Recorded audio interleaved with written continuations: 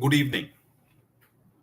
Today in the morning, Supreme Court pronounced the decision with respect to block credit. In the earlier video, we had gone into details about the broad announcements with respect to the issues being framed and the conclusion. Now that we have the detailed 91-pager order with us, it is important to do some deep diving and analyze the issues and how Supreme Court has analyzed this. Let's start first of all with the broad issues for consideration which are part of paragraph 24 of the Supreme Court order and how Supreme Court has framed these issues. First, whether the definition of plant and machinery in the explanation appended to section 17 of the CGST Act applies to the expression plant or machinery used in clause D of subsection 5 of section 17. We had mentioned this in the morning also, that the distinction between the usage of the phrase plant and machinery and plant or machinery will be of relevance for determination of the eligibility as far as this decision is concerned. The second issue which has been framed by Supreme Court is, if it is held that the explanation does not apply to plant or machinery, what is the meaning of the word plant? And this will have significance because if one qualifies as plant, the eligibility will be there as far as the credits are concerned. So this is an important aspect, and we will see in the later part of this presentation that how the functionality test and the essentiality test have been framed and addressed by the Honorable Supreme Court. The third issue is with respect to whether clauses C and D of section 17.5 and section 16.4 of the CGST Act are unconstitutional. These three issues we had mentioned in our earlier video also, but now that we have got the detailed order of Supreme Court, we will go into more details as to how these issues have been addressed. Now let's go to first the very important aspect about the interpretation. Supreme Court has beautifully addressed some aspects regarding the interpretation of taxing statutes, and this is very important for us because this is the ultimate interpretation aspect which will be relevant not only for this case but also when these matters are referred to the adjudicating authority. So what guiding principles have been mentioned here are as follows. A taxing statute must be read as it is with no additions and no subtractions on the grounds of legislative intendment or otherwise. This will be very relevant to interpret section 17.5C and 17.5D as far as eligibility is concerned. The second rule highlighted is, if the language of a taxing provision is plain, the consequence of giving effect to it may lead to some absurd result, is not a factor to be considered when interpreting the provisions. It is for the legislature to step in and remove the absurdity. C. Supreme Court says that while dealing with a taxing provision, the principle of strict interpretation should be applied, and hence very fine balance while applying this strict interpretation has been done by Supreme Court even in this case. D. The Supreme Court says, if two interpretations of a statutory provision are possible, the court ordinarily would interpret the provision in favor of a taxpayer and against the revenue.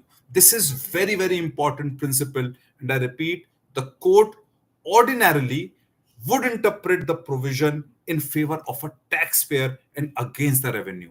This will be used not only here at the time of interpretation before the adjudicating authorities, but in several other situations as well.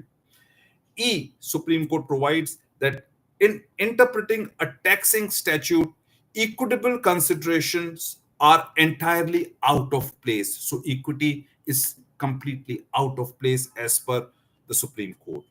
F. Supreme Court says a taxing provision cannot be interpreted on any presumption or assumption. So presumptions and assumptions are out when it comes to interpretation. G. A taxing statute has to be interpreted in the light of what is clearly expressed. And this word is very important, clearly expressed. The court cannot imply anything which is not expressed. Moreover, the court cannot import provisions in the statute to supply any deficiency. H. There is nothing unjust in the taxpayer escaping if the letter of the law fails to catch him on account of the legislature's failure to express itself clearly. I.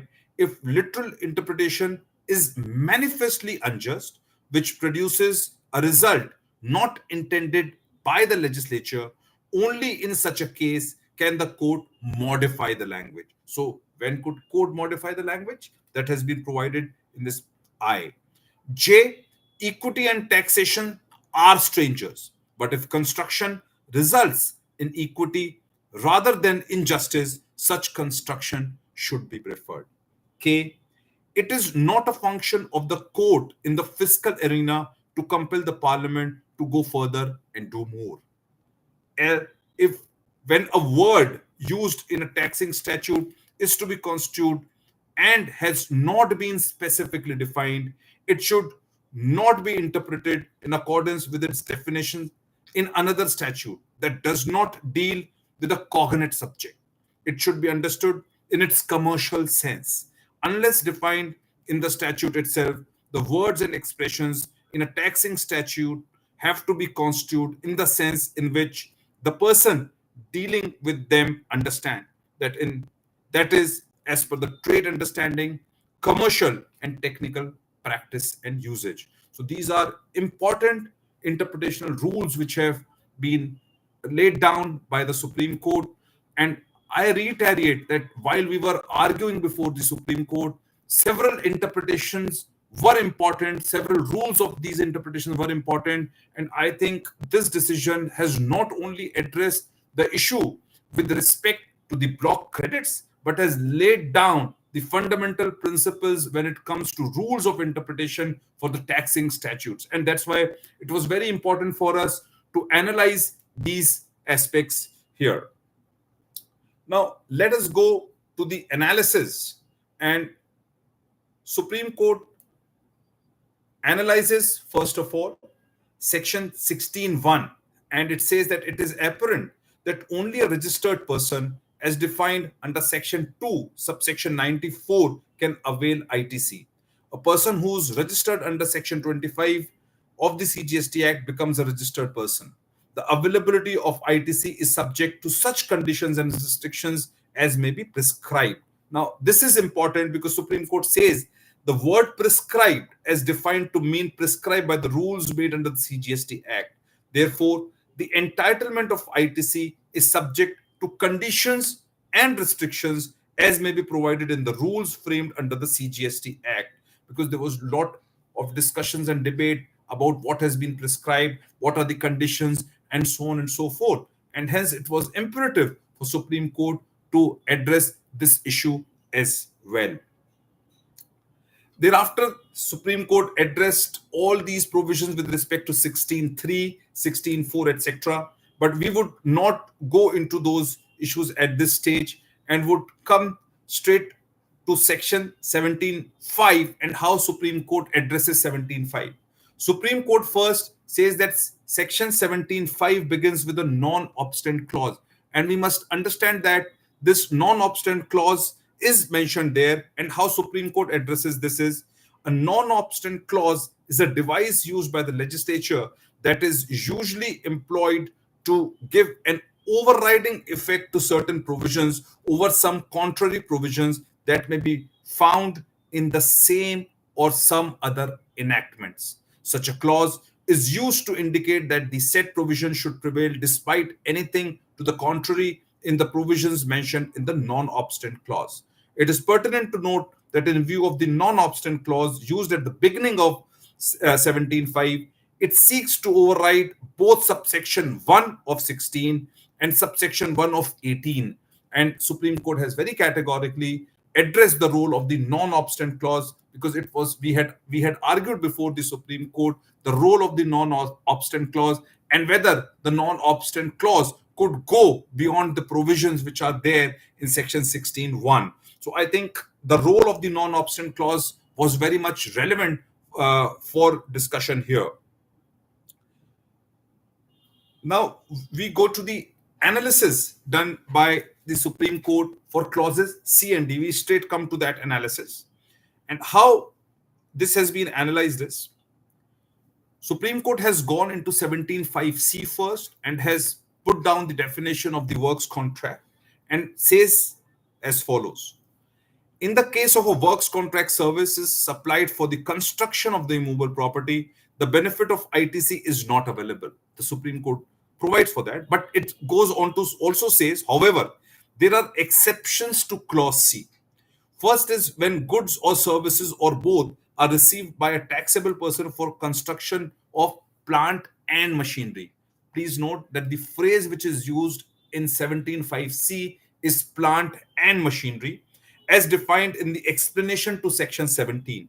The second exception is where the works contract service is supplied for the construction of immovable property is an input service for further supply of works contract. So these are two exceptions. The phrase plant and machinery versus plant or machinery will have to be analyzed, and the functionality test and the essentiality test, which are basically and broadly formed here with respect to 17(5)(d, will have to be seen how will it get interpreted even for 17(5)(c). Now going further, Supreme Court thereafter analyzes 17(5)(d, and it says 17(5)(d is different from C in various aspects. And what are these differences? Clause D seeks to exclude from the purview of section 60, subsection 16, subsection 1 of section 16 and 18, goods or services or both received by a taxable person to construct an immovable property on his own account. So please note, 17(5)(d uses the phrase on his own account. There are two exceptions in clause D to the exclusions from ITC provided in the first part of clause D. The first exception is where goods or services or both are received by a taxable person to construct an immovable property consisting of plant or machinery. Please note the phrase or machinery. Plant or machinery is different from plant and machinery in C and also used in the explanation. So how Supreme Court addresses this is, the second exception is where goods and services or both are received by a taxable person for the construction of an immovable property made not on his own account. So Supreme Court also acknowledges that the phrase on his own account will have lot of relevance. Construction is said to be on a taxable person's own account when it is made for his personal use and not for service, or two, it is to be used by the person constructing as a setting in which businesses is carried on. So with full humility, we really acknowledge this paragraph. Please mark, this is paragraph 32 of the order. It specifically provides, and last two lines which I will read are very important. It says, however, construction cannot be said to be on a taxable person's own account if it is intended to be sold or given on lease or license. And hence, all of these situations would not fall within the purview of section 17(5)(d, and hence credit will straight be eligible basis this principle of Supreme Court to interpret on his own account. So on his own account will have to be interpreted in light of the findings of the Supreme Court in paragraph 32, and substantially in most of these cases you would get the benefit of the credits by virtue of this provision. Now let us go and examine how the interpretation to plant and machinery and plant or machinery has been done. Supreme Court says that clause C uses the expression plant and machinery, which we have reiterated several times, which is specifically defined in the explanation. Whereas clause D uses the expression of plant or machinery, which is not specifically defined. So how Supreme Court interprets this is, Supreme Court provides that the explanation defines the meaning of the expression plant and machinery. However, the expression plant or machinery has not been defined in the CGST Act. So Supreme Court is very clear that in terms of the two different phrases, one is defined and the other is not defined. Interestingly, Supreme Court thereafter goes on to the philosophy of GST, and the court held that the philosophy of GST is to incorporate a consumption and destination based test. The emphasis is on taxing supplies of goods and services. If we apply the well settled principles on the interpretation of taxing statutes, there is no scope to give any meaning to clause C of section 17.5 other than its plain and natural meaning. The expression plant and machinery has been specifically defined in the explanation. Works contract has been defined. We cannot add anything to clause C or subtract anything from clause C. ITC is a creation of legislature. However, it can exclude specific categories of goods or services from ITC. Exclusions of the category of works contract by clause C will not per se defeat the objective of the CGST Act. Now, it is interesting to note that on one side, Supreme Court identifies and acknowledges the different phraseology, then goes on to how the plant has to be interpreted based on the functionality test and the essentiality test. Now, please note that while the phrase may be plant and machinery also includes plant. Now, when the interpretation has to be done basis the functionality test and the essentiality test, which we will come later that what these tests are, at some stage the adjudicating authority will also have to address this functionality test and essentiality test even for the plant, for the credits which could come under 17.5. C is what we think would be the right approach, but we will still have to see how the adjudicating authorities at the lower level interpret the word plant differently for different provisions. So, but I think as far as Supreme Court order is concerned, Supreme Court is very clear in terms of on its own account, plant and machinery, plant or machinery. Clearly, the benefit under D comes in, the benefit under C would come in only with certain exceptions and things like that. The other issue which came while reading this decision was what happens now if retrospective amendment is made to the term plant or machinery which is used. It is quite possible, and we have seen in the past also, that retrospective amendment may happen with respect to certain statutory provisions. And if that happens, I think we will have to wait that in what light and capacity these changes are incorporated or proposed. Possibly the second round of litigation with respect to challenging the retrospective amendment may come into play if such retrospective amendments are happening. Now, going further,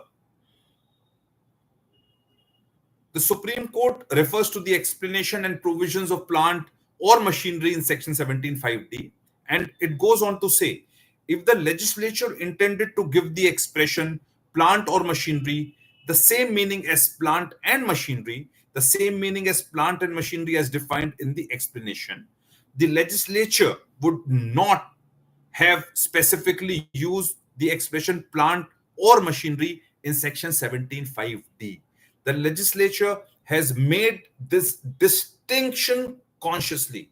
Therefore, the expression plant and machinery and plant or machinery cannot be given the same meaning. So Supreme Court is very clear that the expressions plant and plant or machinery are completely different, means also completely different.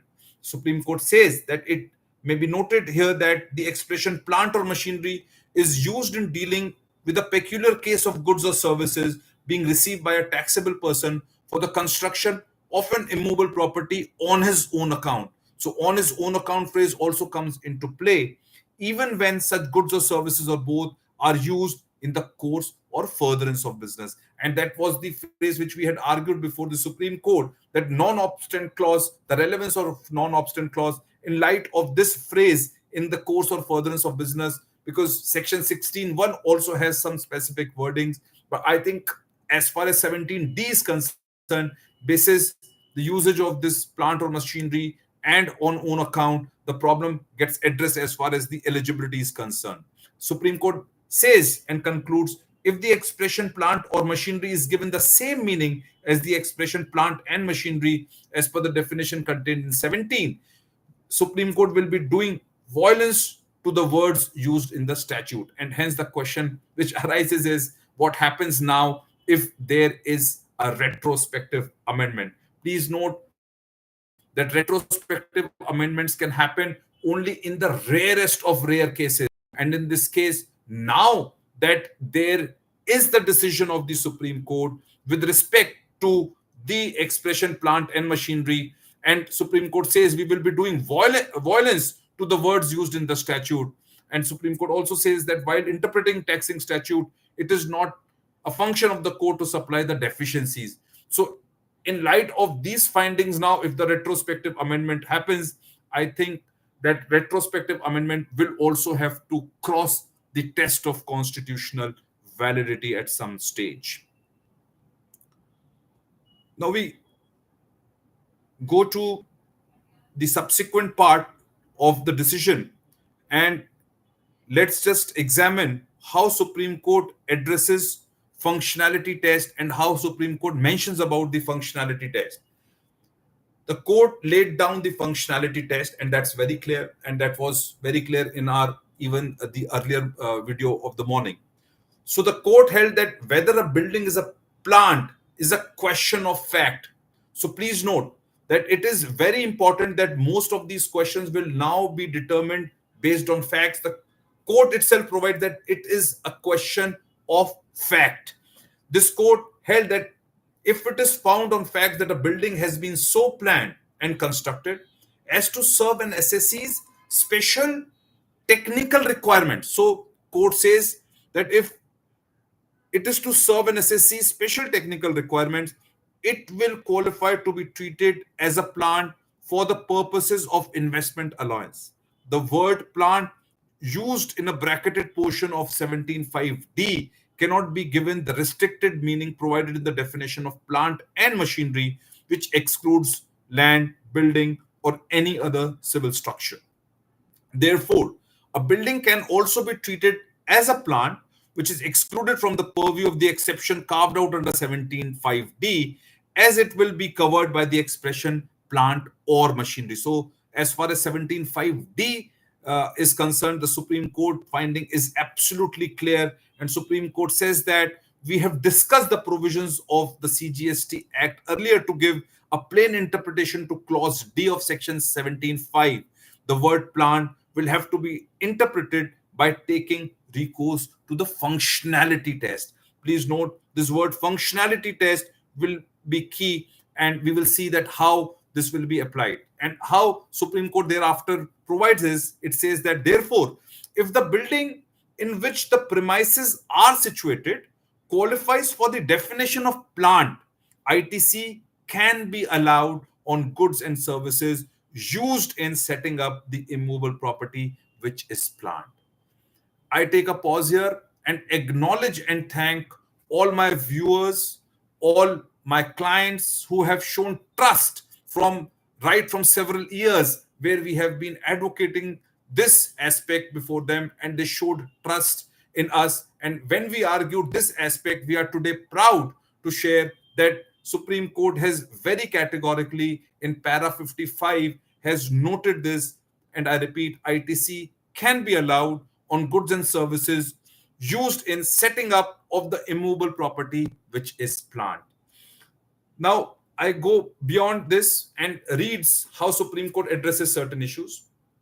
It addresses with respect to the mall as well, and it says that each mall is different. Therefore, in each case, fact-finding inquiry is contemplated, and hence those appeals with respect to malls have been sent back so that these are now addressed in light of these principles. Supreme Court also says that the same applies to warehouses or other buildings except hotels and cinema theaters. So the same principle will come into play for application with respect to warehouses and other buildings. But as far as this principle is concerned, it may not be applicable to hotels and cinema theaters, which may be given a beneficial interpretation because they may qualify as plants. So I think from that perspective, the ruling has provided that.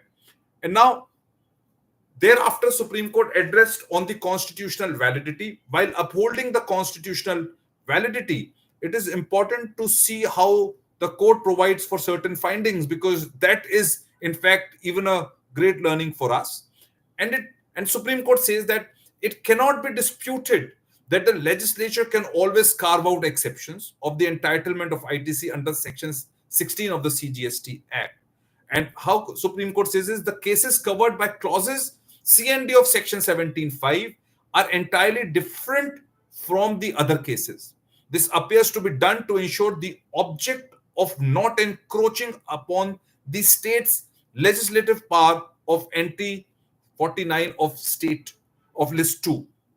Therefore, it concludes that it is not possible to accept the submission that the difference is not intelligible and has no nexus to the object sought to be achieved. What was argued before the Supreme Court was that the objective and the framework of the GST is that there must not be any tax cascading.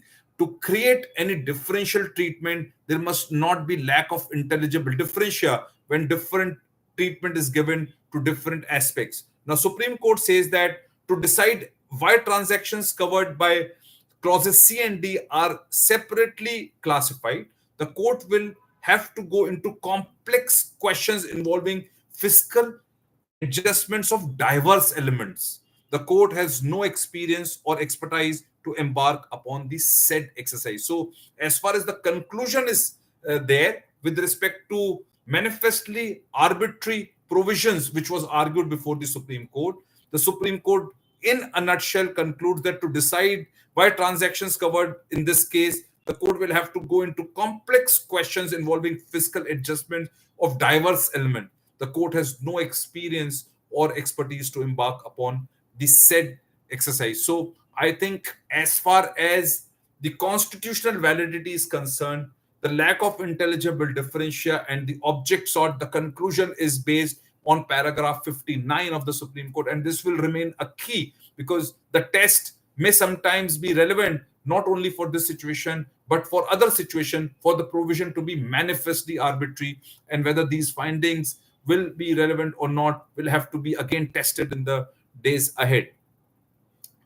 Now, let us see how Supreme Court summarizes the decision. And paragraph 65, Supreme Court very clearly summarizes, while upholding the constitutional validity of 17(5) C and D and 16(4), Supreme Court thereafter summarizes by saying that the expression plant or machinery used in 17(5) cannot be given the same meaning as the expression plant and machinery defined by the explanation to 17. And then Supreme Court also summarizes by saying that, and this is very important paragraph, this is paragraph 65C, where Supreme Court says, the question whether a mall, warehouse, or any building other than a hotel or cinema theater can be classified as a plant within the meaning of the expression plant or machinery used in section 17(5)(d) is a factual question.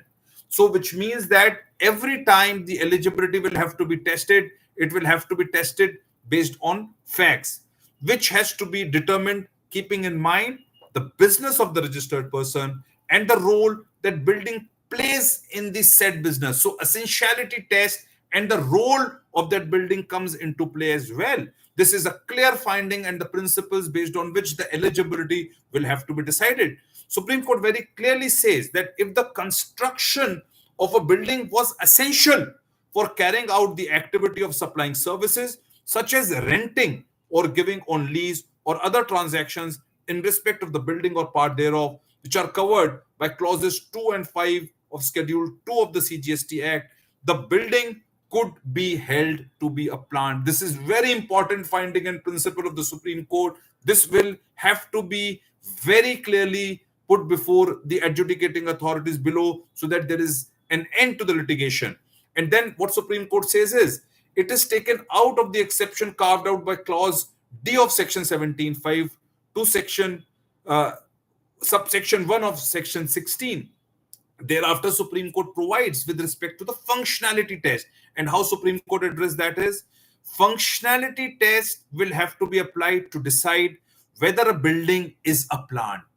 Now, this is very important because when Supreme Court provides the finding here, the functionality test comes into play to be applied to decide whether a building is a plant. And hence the question which comes is whether this functionality test will now be restricted only for eligibility under 17(5)(d) or the functionality test with respect to plant, because even C uses plant and machinery will be applicable to the test of plant used in 17(5)(c), because Supreme Court here in this paragraph very clearly says functionality test will have to be applied to decide whether a building is a plant. It doesn't say beyond this now, and says therefore by using the functionality test in each case on facts in the light of what we have held earlier, it will have to be decided whether the construction of an immovable property is a plant for the purposes of clause D of section 17(5). So I think that will be very relevant. And how Supreme Court then goes on to say is it addresses with respect to the Orissa High Court decision with respect to the shopping mall is a plant, and these are appeals are allowed, it says. And then how Supreme Court concludes is that we cannot make any final adjudication on the question of whether the construction of immovable property carried out by the petitioner in writ petitions amounts to plant, and each case will have to be decided on its merit by applying the functionality test in terms of this judgment. The issue must be decided in appropriate proceedings in which adjudication can be made on facts. So this is how Supreme Court summarizes. Now, what we have been getting a lot of questions from our viewers, clients, readers, etc., from all across is to address certain situations. And what could be these situations now? So, one situation could be there is no dispute by revenue. And what do I do in such a case? So, I think the appropriate, and this is all broad suggestion, you could avail credit if you feel that you meet the test. So I don't see there is any challenge to availing the credit if there is no dispute by revenue so far. Second situation could be SCN has already been issued. Now, if SCN has already been issued, you will have to use these principles and justify that how you are eligible for claiming the benefit, avail and utilization of that benefit. Third situation could be you could have availed the credit, but you may not have utilized the credit. There are several situations, including several petitions before the Supreme Court or otherwise, where credit has been availed, but credit has not been utilized. You will have to determine the tests and the principles laid down by the Supreme Court. And now that there is a clear finding, you will have to approach your consultants and advocates and address this issue of these tests, principles, etc., and you can very well utilize these credits now. There could be another situation where credit was not availed earlier. It will have to be seen that what was the treatment with respect to those credits in the books of accounts. This is a very critical issue because the Supreme Court decision has come today. The principles and the tests have been laid down today. You may be a petitioner, you may not be a petitioner. You will have to test the provisions in light of these principles and also have to see the treatment of these credits in the books of account. There are specific ways to address this issue, and this will again be very factual. But yes, in several situations, credit can be given and it needs to be examined based on a case-to-case basis. Now, one very interesting question which came from one of my client is that once you treat this as plant, and this is very serious. If you treat a particular this thing as plant and you avail credit, but let's say you are selling that after 2 years, then what is the treatment which would happen? Will it be subject whether when this land and building is sold and part of it is plant, what happens to the GST treatment? What will whether tax will be payable or not? So I think it will completely depend on the facts, how you have made the treatment in your books of account, what principles you have followed, have you claimed depreciation and things like that, how much is the value of the land, when the sale transaction happens, how you are addressing that sale transaction, is there a bifurcation or whether it's a slum sale. So all those aspects will come into play. So in haste, if you have some transaction which you can foresee, please do not treat as plan to avail the credits, because there could be different aspects or different implications which may arise if you treat something as plan today and avail credit. So I think there are a lot of permutation combinations which will be relevant to be examined. What we tell to our viewers today is that please take a pause, go through this video again, address your queries, and you can always write to us if you have any specific peculiar query. You can write to us on contact@rastogichambers.com. You can also subscribe to our YouTube channel. Please do not forget to do a like on our YouTube channel, and you can always share the link of this video and the link to our channel to others. We will keep updating our viewers with latest news on GST, with updates on circulars, notifications, and broad cases, especially those which involve constitutional validity. And as of now, we thank all of you for following us, and please do not forget to like this video. Thank you once again. Have a great day.